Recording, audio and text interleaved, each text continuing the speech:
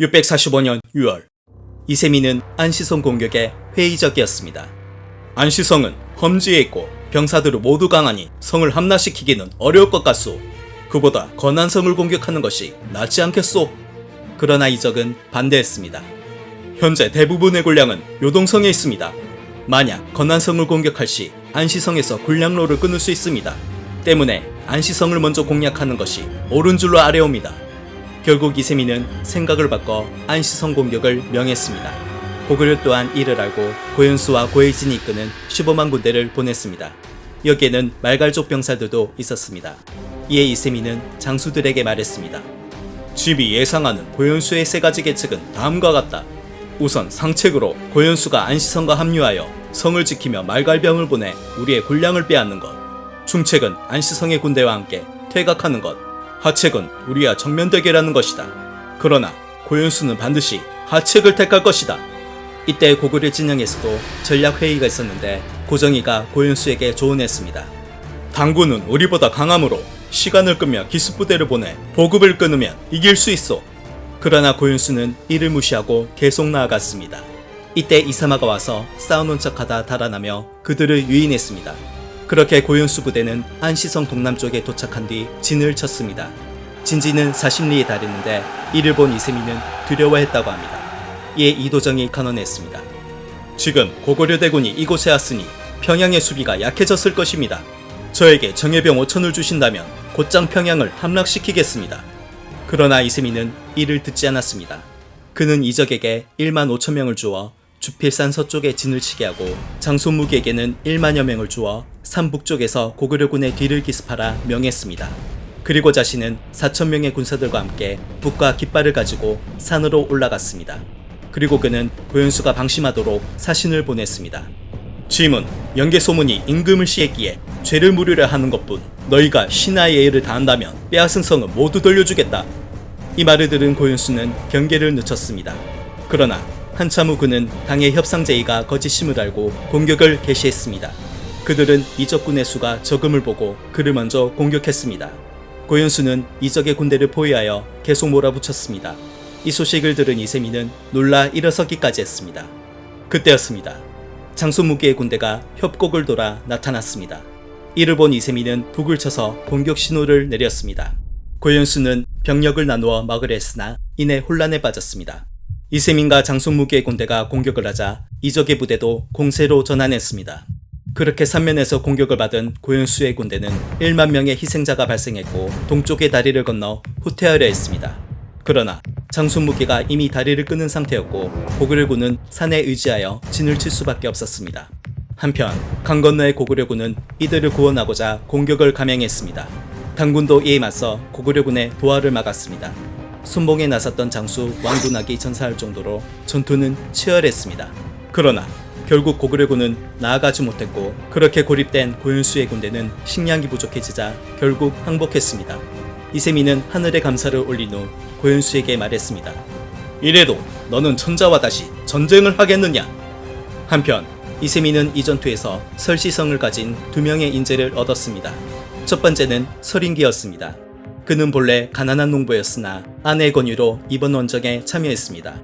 그는 황제의 눈에 띄기 위해 흰옷을 입고 맹활약했습니다. 이세민은 그를 불러 칭찬한 뒤 유격 장군에 임명했습니다.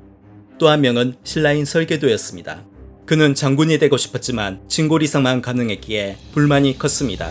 이에 당나라로 밀항해 이번 원정에 참가한 것이었습니다. 이세민은 그를 불러 상을 내리려 했으나 이미 전사한 뒤였습니다. 그가 신라인임을 알게 된 이세민은 눈물을 흘리며 어의를 덮어주었고 대장군으로 추정해 주었습니다. 삼국사기에 따르면 주필산 전투에서 고구려군의 전사자는 3만, 고현수를 비롯한 간부 3,500명은 당으로 이송되었고 남은 병사들은 모두 석방되었습니다. 그러나 말갈병 3,300명은 모두 땅에 파묻혀 죽임을 당했습니다. 주필산 전투가 고구려의 일방적인 패배가 아니라는 설도 있습니다. 고현수를 구원하러 온 고구려 본대와의 전투가 생략되어 있다는 점, 전투 50여일이나 머문 후 안시성으로 진격했다는 점에서 당의 군대도 많은 사상자가 있었던 것으로 추측됩니다. 한편 패전 소식은 곳곳에 전해져 주변의 고구려 병사들은 성을 버리고 도망갔고 근처 인가에도 사람의 자취가 사라졌습니다. 645년 7월 드디어 당과 안시성의 치열한 공성전이 펼쳐졌습니다. 이세민은 병사들을 격려하고자 성 가까이 갔는데 이를 본 안시성의 병사들은 북을 두드리고 소리를 질러대며 도발했습니다. 그가 화를 내자 이적은 성이 함락되면 안시성의 남자들을 모두 구덩이에 넣어 죽이자고 청했습니다.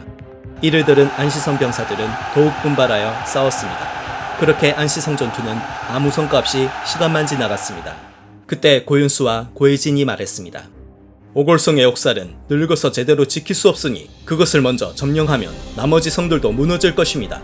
그리고 그들로부터 물자를 증발해 나아가면 평양성도 함락시킬 수 있을 것입니다. 당의 장수들도 동의하며 비사성에 있는 장량을 불러 협공하자고 진언했습니다. 그러나 장수무기가 반대했습니다. 좋은 의견이긴 하나 지금 폐하께서 친히 와 계시니 신중해야 하네. 아직 건안성과 신성에는 10만의 병사가 있어 우리의 배후를 칠 수도 있어. 그러니 반드시 안시성을 깨트린 후에 나아가야 하오. 그렇게 평양 직공론이 폐기되고 안시성 공격은 계속되었습니다. 이세민은 이도정과 장검의 군대까지 합세하도록 하여 공격에 박차를 가했습니다. 그러던 어느 날 이세민은 성 안에서 닭과 돼지의 울음소리를 들은 뒤 기습이 있을 거라 생각해 이를 대비하라 명했습니다. 그의 말대로 안시성의 군사 수백 명이 줄을 타고 내려와 기습했고 당군은 이들을 모두 물리쳤습니다. 그러나 안시성은 여전히 건재했고 당군의 피해는 늘어만 갔습니다. 결국 이세민은 특단의 조치를 내렸습니다. 이도정의 건의로 성의 동남쪽에 토산을 쌓기 시작한 것이었습니다. 이에 안시성에서도 성벽을 높이 쌓아 대응했습니다. 이때 이적은 안시성 서쪽을 공격하여 그들의 병력을 분산시켰습니다. 그렇게 양측은 하루에만 6-7차례에 걸친 혈전을 벌였습니다. 이 전투에서 이도정이 발을 다치자 이세민이 직접 침을 놓아주며 격려했다고 합니다. 그렇게 당은 60일간 밤낮으로 50만 명을 동원해 성을 내려다볼 정도로 토산을 높게 쌓았습니다. 이도정은 부복에게 군사 500명과 함께 토산 꼭대기에 머무며 경계를 철저히 하라 명했습니다. 그리고 이때 비가 내리기 시작했습니다. 빗줄기는 점점 세졌고 결국 토산은 무너지고 말았습니다. 게다가 안시성의 성벽까지 부서졌습니다. 당군이 성을 공격할 절호의 기회였지만 그때 부복에는 자리를 비운 상태였습니다. 그때였습니다. 안시성 군사 수백 명이 토산으로 진격해 차지했습니다. 그들은 참호를 파고 불을 질러 당군의 접근을 막았습니다. 격노한 이세민은 부복에를 즉시 참수했고 이도정은 그동안의 공을 생각해 용서했습니다.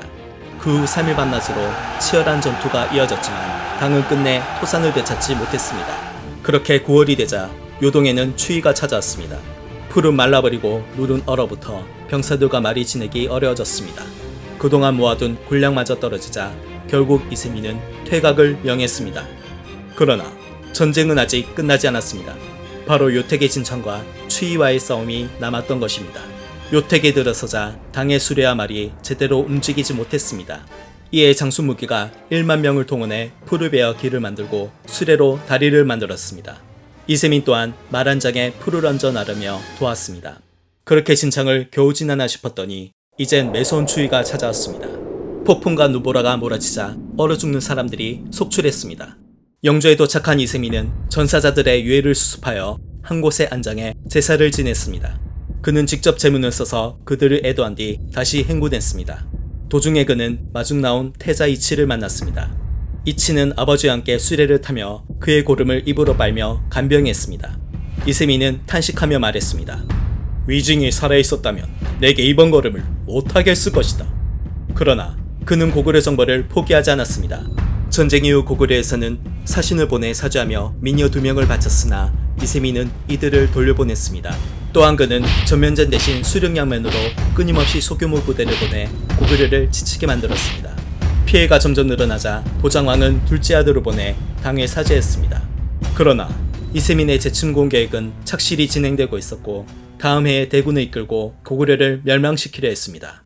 그런데 당시 그의 건강은 급속도로 나빠졌습니다. 각종 질병에 시달려 병세가 나빠지자 대신들은 인도의 한 방사를 추천했습니다. 그는 나라의 사파침이란 자로 자신의 나이가 200살이며 장생수를 가졌다고 말했습니다. 이세민은 그에게 예의를 갖춰 대우하며 생명을 연장하는 단약을 제조하도록 했습니다. 단약에 필요한 재료를 공급하기 위해 이세민은 전국에 수많은 사람들을 보냈습니다. 어디서 많이 들은 이야기 같지 않습니까?